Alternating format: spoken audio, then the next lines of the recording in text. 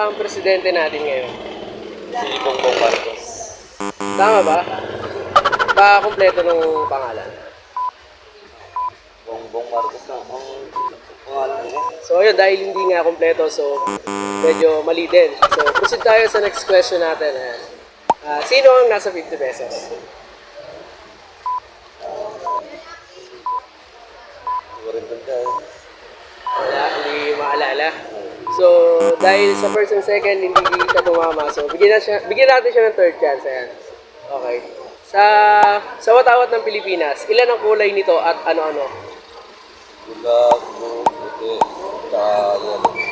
Tama ba? Ayan. Dahil tumama siya sa kanyang third chance, ayan. Mananalo ka ng worth 120 pesos mula sa Dash Espresso at Kusinerong Lakota. Ayan, worth 120. Valid until June 30. Ayan. Pakipollow na lang yung mga social media platform nila. Thank you so much.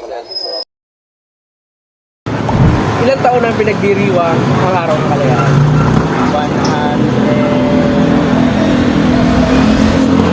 165? 106? Hindi. So, ayun sir, dahil mali yung unang sagot mo, bigyan ka namin ng second chance.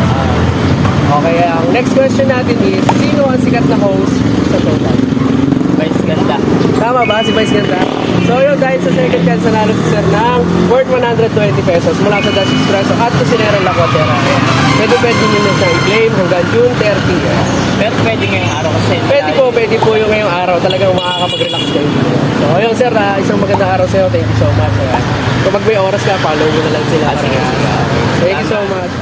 Ang first question natin is, sino ang nasa 50 pesos?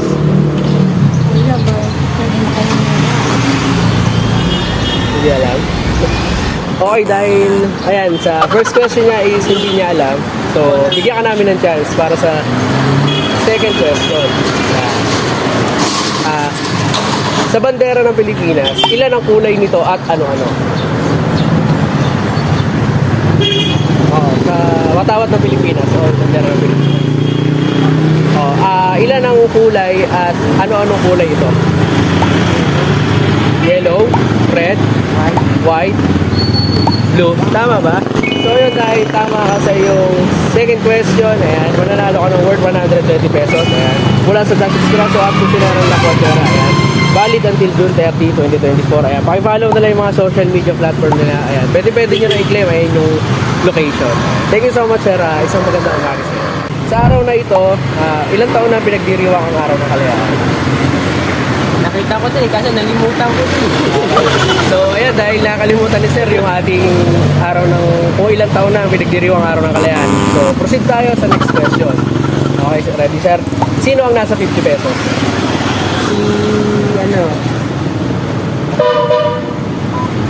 Sino nga? Nalimutan ko. Sabay ko si Manuel. Okay. Okay, dahil, ayan, nasaloy na natin. So, ayan, di alam ni Sir, no? So, proceed tayo sa third question, Sir. Ito na yung pinaka-chance mo na third and last question. Okay, sino ang nasa piso? Rizal. Ano pa kompleto?